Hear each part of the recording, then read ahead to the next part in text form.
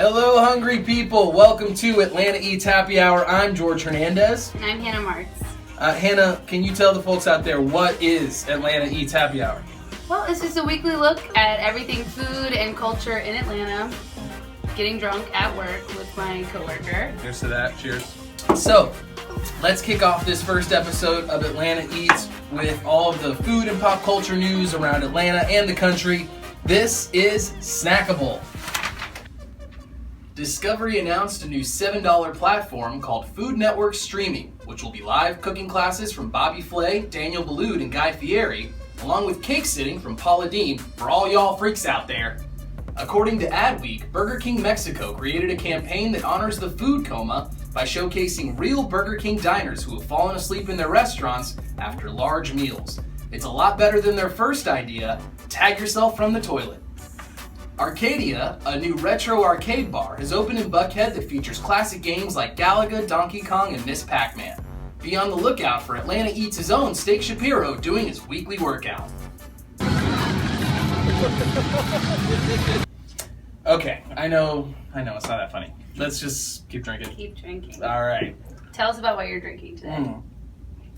I have a Scofflaw Dirty Beaches. It is a tropical wheat because it's still hot outside, and I'm going to keep drinking summer beers until the summer stops. And on that note, I'm drinking a White Claw, which I know you guys all think it's the end of summer, so you're not supposed to drink White Claw anymore. But I have to wholeheartedly disagree. I like to rebrand it as White Claw Fall.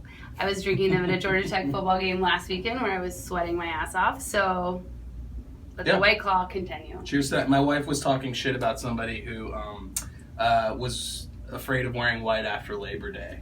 And I said, screw that. We drink wheat beers, we drink White Claw. Doesn't matter what time of year it is. Totally agree. All right, let's get into our next segment here.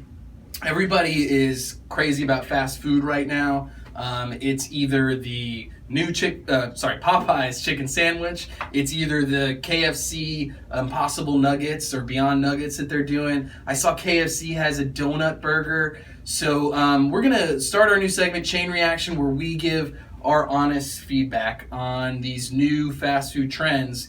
Here it is, our first Chain Reaction. All right, bring these in. The first Chain Reaction is the Impossible Whopper. And I have to tell you, I've been very nervous about trying one of these. I don't know what they're made of. I'm very interested to see how this will go.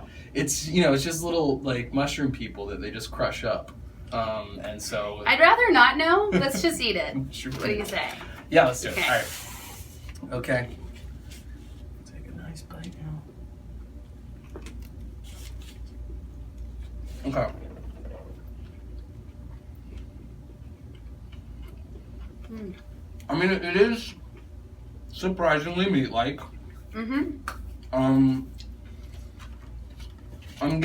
It's like, Tastes like well done meat. yeah, exactly. It's very well done, but actually surprisingly consistency is very similar, and it's really not that bad. It's not that bad. I mean, as a meat alternative, it's really good. I'm having more problems with the idea of a Whopper in general, but that's neither here nor there. I would even take If I were going to just like pull off this impossible meat here, it's good. I mean, it tastes like if you've been to a really crappy cafeteria and they've got like a meatloaf that's like in a little patty or something like that, it's just like super dry, but it's I think it even tastes better than that. I don't hate it, and I'm pretty happy about this movement towards sort of the meatless Monday and 100%. Good for the environment. Yeah, and making fast food healthier, because I know a lot of people eating healthy is an unaffordable thing. So making fast food a little bit healthier is good for me morally. For sure, absolutely. So that is our take on the Impossible Whopper. Give it a try. Let us know what you think at Atlanta Eats TV, Twitter, Facebook, Instagram. Give us your thoughts. Hannah, would you order that over a regular burger? No. I don't know.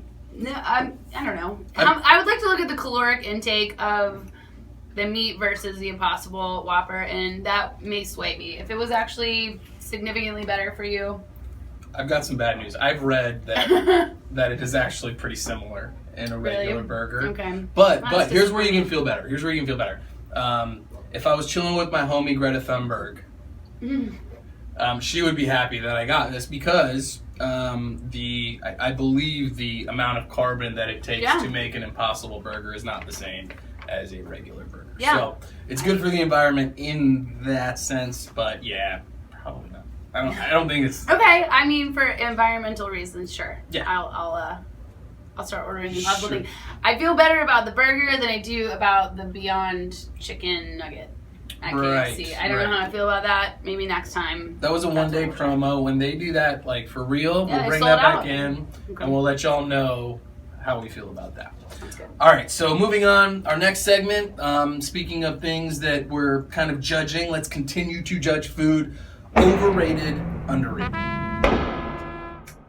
Okay. Yeah, our first category. It's something we hear a lot, right? We hear a lot here for sure. The farm to table movement. Farm to table movement. Okay.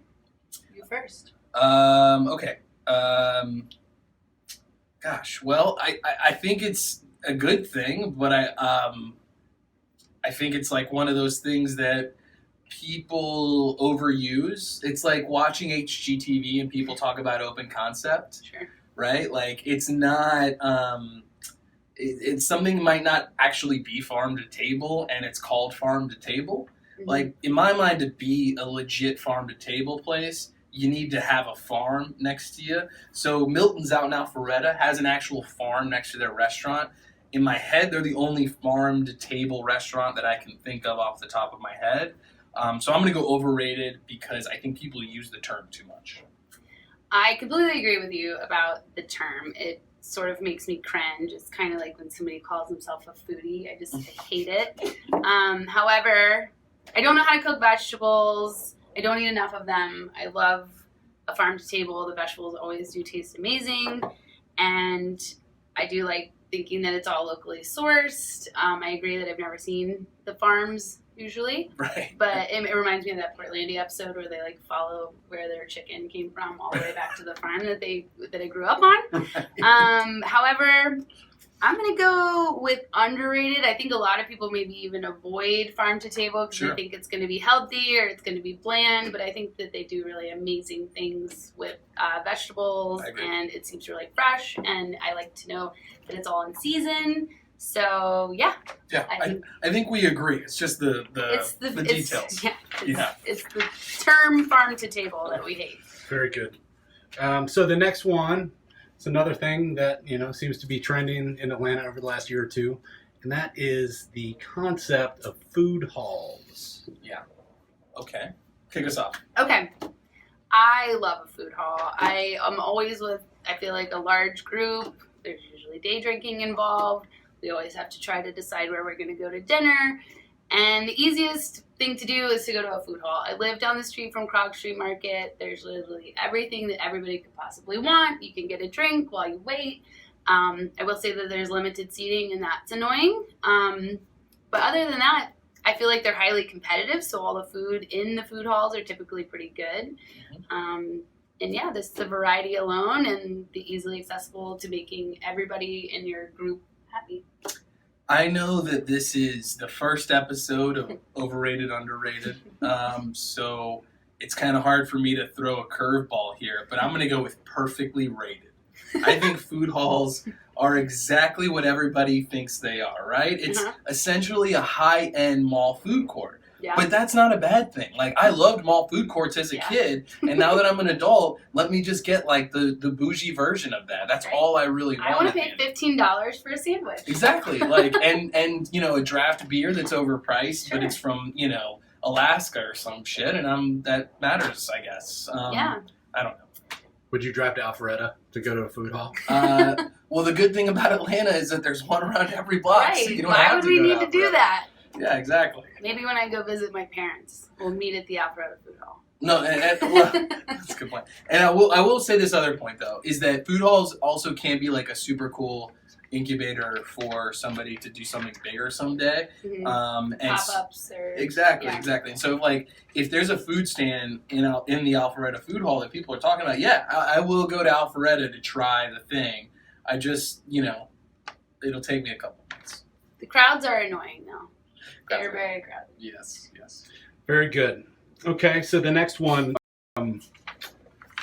we all know craft beer is craft beer. And there's a lot of them. I think in Atlanta, maybe second only to like Asheville, North Carolina or something like that in terms of like craft breweries per capita. So overrated, underrated, local brews. George. All right, so I can approach this in two ways, right? Specifically, the local brews in Atlanta are excellent. I have lived in a couple places, and I don't know that I've had as good a beer as you can get from Scofflaw, Monday Night, Eventide, Sweetwater even. I know they're the old guys, but you're gonna they're hurt still somebody's pretty feelings. good. I know, I'm going to forget somebody. Atlanta Brewing Company, that was a great rebrand, by the way. Orpheus, Creature yes. Comfort. Thank you. And that's Athens. Oh, yeah. We'll count A favorite of Marvel Studios. Correct. Thor loves that shit. But, the idea of local brews in general, I think, again, this is like kind of one of those things where it's maybe the idea has gone a little bit out of control, because you could literally go to some place in, like, Indiana, and there's going to be some local brew, and there's going to be some dude who's making his stuff, and it tastes great to the local Indianans, but, What do you have against Indiana? I don't know. Hoosiers, I took one look at you, and our producer Jason is a Hoosier. Let's not let him forget it. I don't know that that's... You say underrated. I say underrated in Atlanta, overrated nationally. Gotcha. Okay.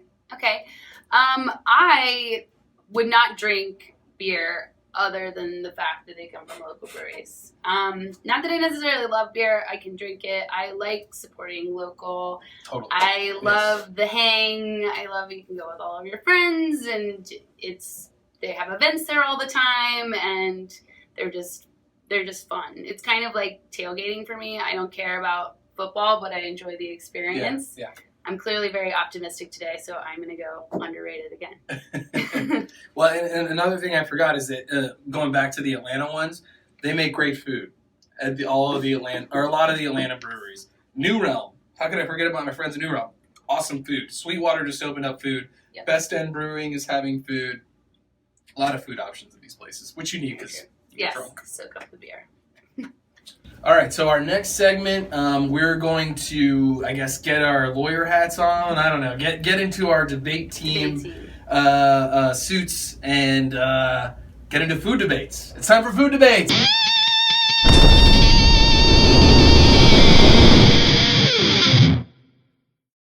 So, we all know that carbs are the enemy, especially in the current diet climate. And we're constantly looking for substitutions for our favorite things. And we know that in no way that there is a equal substitution for the favorite potato or pasta.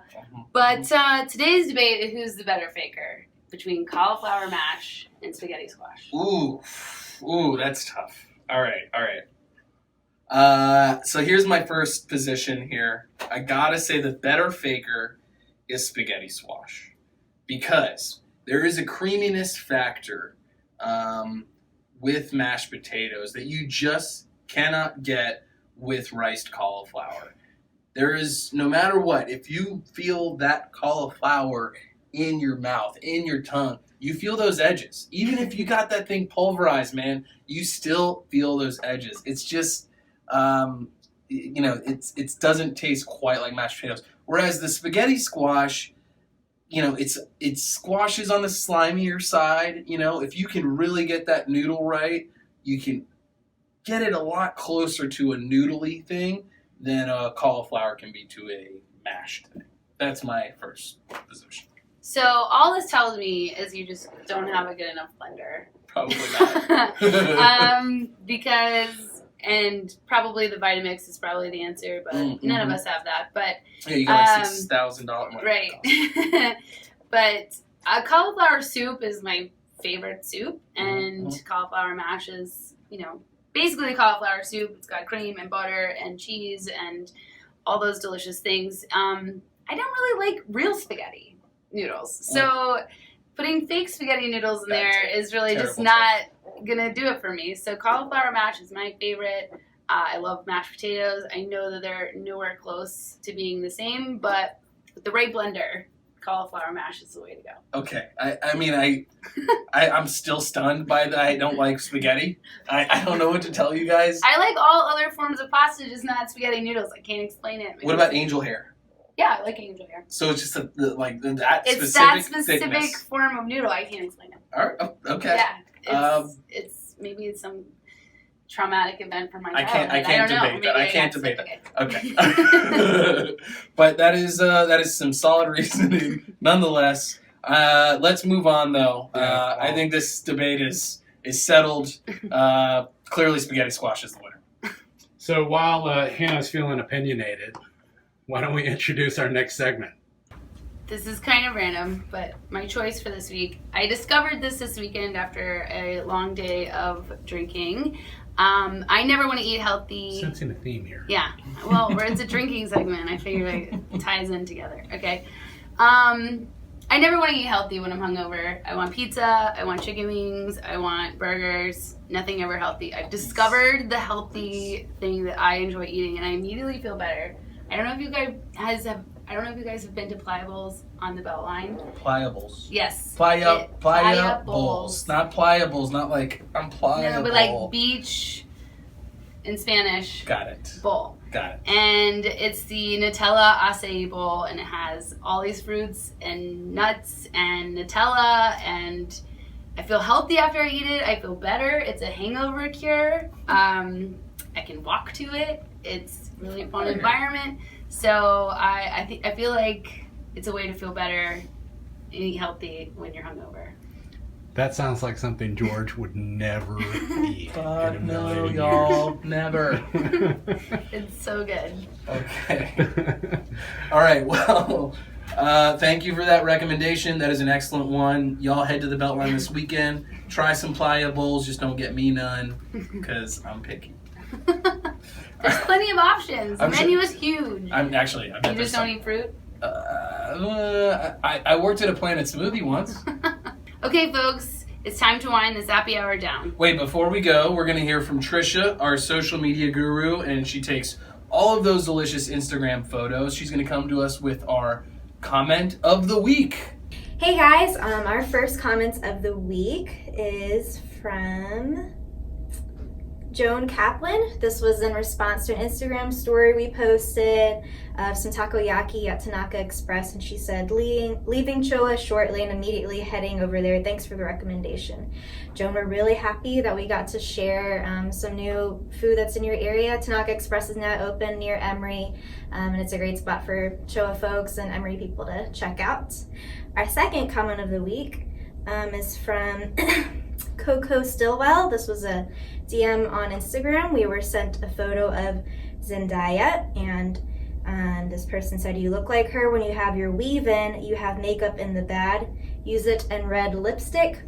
I think you might have been looking for Steak Shapiro. His handle is at Steak Shapiro if you want to send that message to him. And our viewer submitted photo of the week is from Camille Lee Lifts to Eat, and it's this great doubles pizza. She says, what is it about pizza that we can't get enough of? I don't know. This looks amazing. It's in Johns Creek. We'll have to check it out really soon. Remember to use the hashtag Atlanta Eats Happy Hour to submit your photos, and you might be featured. All right, happy hour is now over. They're going to start charging us regular prices for these drinks. Just kidding. We got these from our fridge. Let's wrap up this week. Thank you so much, Hannah. Thank you, everybody. Check us out on YouTube and Atlanta Eats social channels. Atlanta Eats TV, Instagram, Facebook, Twitter. Do it now. See you guys soon. Bye.